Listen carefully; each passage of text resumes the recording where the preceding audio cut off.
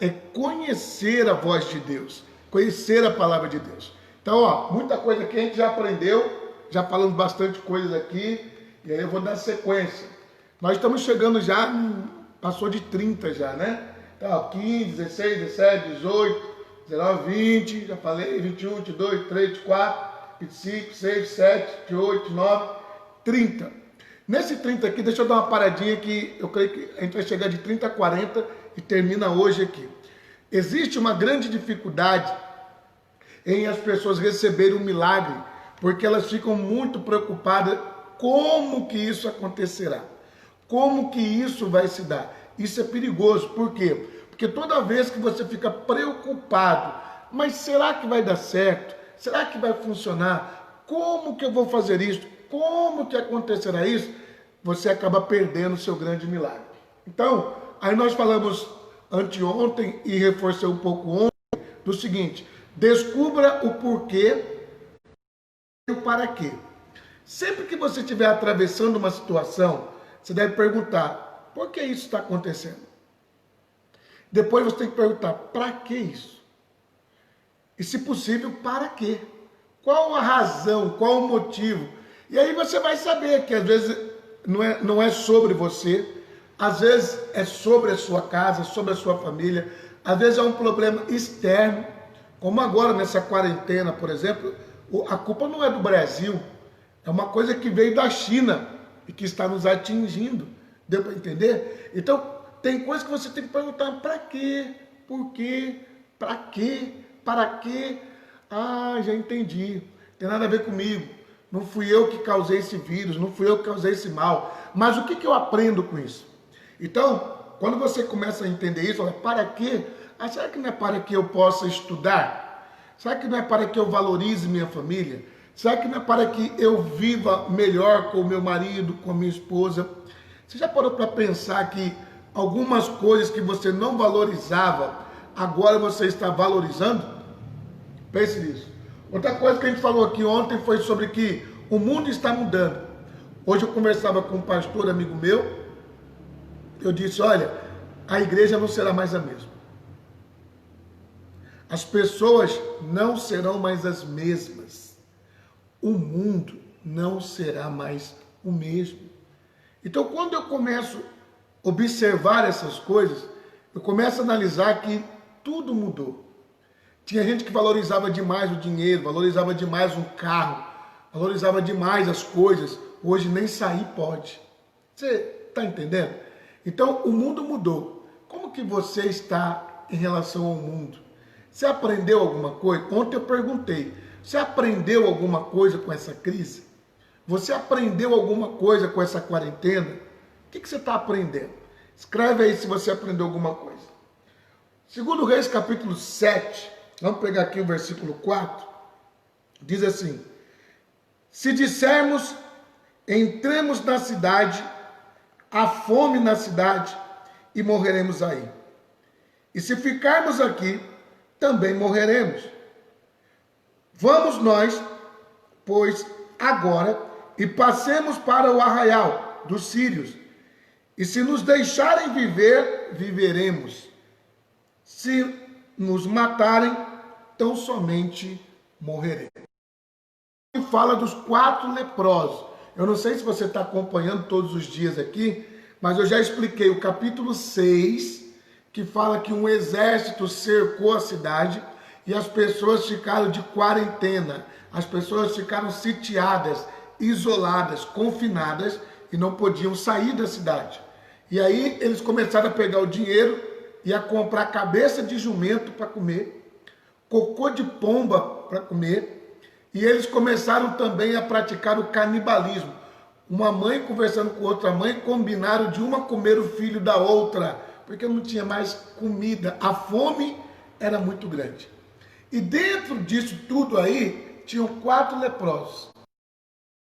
Os leprosos ficaram pensando o seguinte: gente, se eu ficar aqui, a lepra já está comendo o meu corpo. Se eu ficar aqui, eu vou morrer.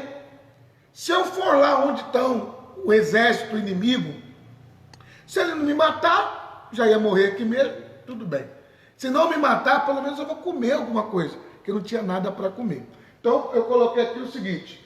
Segunda coisa, a primeira é descubra o porquê, o para quê e para quê. Segunda coisa, ouse.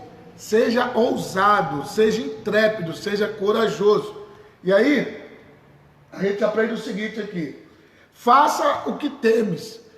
Qual era o medo das pessoas? Não podiam sair da cidade, estavam com fome, a miséria veio, chegou, acampou e não tinha como fazer mais nada. Os 4 leprosos, o medo deles era morrer. Mas se eles ficassem ali, morreriam do mesmo jeito. Se eles fossem para lá, para outra cidade, talvez poderiam ser assassinados pelo povo inimigo. Então eles pensaram, se eu ficar parado eu vou morrer, se eu for lá, talvez eu morra, talvez não. Então é melhor arriscar. O que você tem que aprender é que esse medo, ele está te paralisando. Então você tem que tomar uma atitude em relação a essa paralisia que está te travando. E você começar a fazer coisas que possam mudar a sua história. Olha o que diz aqui, eu peguei e coloquei aqui para a gente, 2 Timóteo 1,7. A palavra de Deus, 2 Timóteo, capítulo 1, no versículo 7, vai nos dizer o seguinte. Porque Deus não nos deu um espírito de medo, mas nos deu um espírito de fortaleza, de amor e de moderação. Então, o que Deus colocou dentro de você? Deus colocou coragem. Deus colocou em você força. Deus não colocou em você medo. Porque o medo é a fé ao contrário.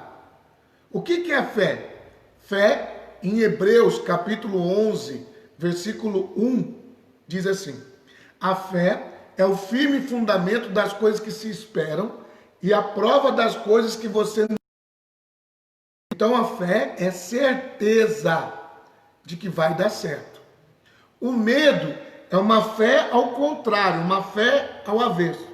É uma fé de que vai dar errado. Enquanto a fé é uma... O medo é uma certeza de que vai dar errado. Você não pode ter isso, ok? E aí, 37. Vamos ver aqui, 2 Reis, vamos voltar lá. Eu já estou terminando hoje essa mensagem. 2 Reis, capítulo 7, versículos 6 e 7. Olha o que diz aqui o versículo 6. Porque o Senhor fizera ouvir no arraial dos sírios um ruído de carro e ruído de cavalos, como disseram uns aos outros. Não. Ruído de cavalos, como o ruído de um grande exército, de maneira que disseram uns aos outros: eis que o rei de Israel alugou contra nós os reis dos heteus e os reis dos egípcios, para virem contra nós. Versículo 7. Por isso se levantaram e fugiram ao crepúsculo, e deixaram suas tendas, os seus cavalos, os seus jumentos, e o arraial e fugiram para salvarem a sua vida. Meu Deus! Esse Deus é tremendo. Por que Deus é tremendo? Eu não sei se você está acompanhando, porque o negócio está tremendo aqui, ó. Eles estavam numa quarentena, e a quarentena demorou muito, e por ter demorado muito, houve fome. Por isso que nós temos que orar para essa quarentena acabar no Brasil. Em São Paulo vai até o dia 7, havendo a possibilidade de segunda-feira, dia 6, prorrogarem para mais 15 dias. Então, olha só que coisa impressionante. O povo estava na miséria. E aí os 4 leprosos do povo de Deus, tinham 4 leprosos, eles tiveram uma ideia, tomaram uma atitude. Quando você toma uma atitude, você pode vencer a lepra. Quando você toma uma atitude, você pode vencer um divórcio. Quando você toma uma atitude, você pode vencer essa miséria, esse desemprego, essa dívida que está na sua vida. E aí eu quero colocar aqui um desafio para você. Você tem medo de alguma coisa? Escreve aí. Você tem medo? Escreve aí, sim ou não. Se você tem medo de alguma coisa, medo de um divórcio, medo de um desemprego, medo de pegar esse coronavírus, medo de ser mandado embora do emprego, medo de ser rejeitado pelas pessoas, medo de repente não conseguir abrir um negócio, medo de não pagar suas dívidas. Se você tem medo, escreve aí sim. Se você não tem medo, escreve não. Porque olha que coisa impressionante. Os leprosos estavam com a lepra. A lepra, não sei se você sabe, mas ela tira toda a sua sensibilidade. Você não sente mais dor, não sente mais nada do seu corpo. E começa a comer, a cair alguns pedaços do seu corpo. Come um pedaço do nariz, um pedaço da orelha, um pedaço do dedo. É tipo um diabetes, só que o diabetes tem que cortar mesmo, né? Tem que fazer a cirurgia e amputar. O diabetes é uma doença silenciosa e fatal.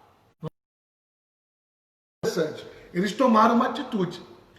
No capítulo 7, versículos 6 e 7, diz que eles se levantaram, 4 homens apenas. Se levantaram, e quando eles foram lá no arraial do inimigo, lá no acampamento do inimigo, a Bíblia diz que Deus fez o inimigo ouvir barulho de muitos cavalos, de muitos homens de guerra, e aí eles ficaram com medo e foram embora. A cidade ficou deserta, do inimigo agora, não é onde estava o povo de Deus não, a outra cidade. E lá tinha então, ficou para trás malas, ficou para trás ouro, prata, ficou para trás cavalos e comida. Ficou muita comida e os leprosos comeram. E aí, a antepenúltima coisa que eu quero te ensinar é o seguinte: é hora de possuir os tesouros dos medrosos. Todo medroso deixa para trás sua riqueza. Todo medroso deixa para trás sua cura.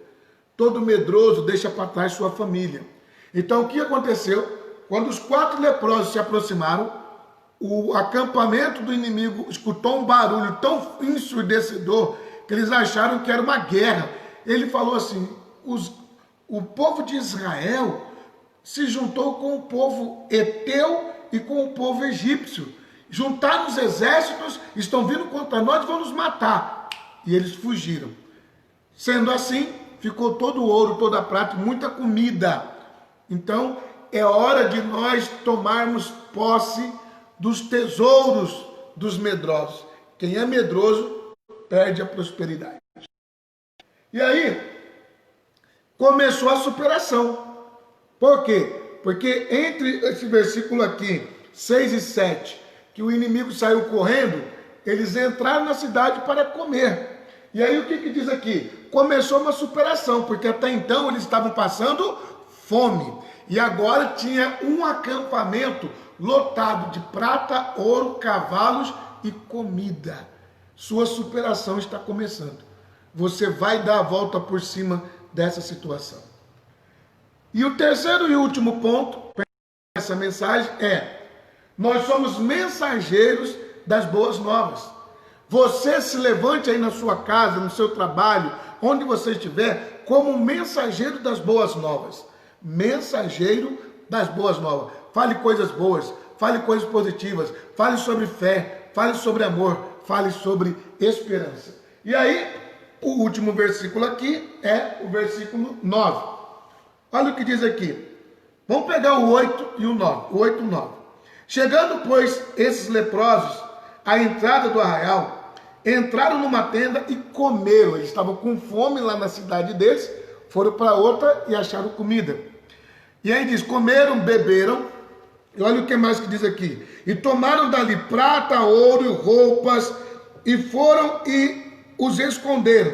Então voltaram e entraram em outra tenda, e dali também tomaram alguma coisa e foram e esconderam. Então disseram uns para os outros, os 4 leprosos, disseram assim: não fazemos bem se esperarmos até amanhã,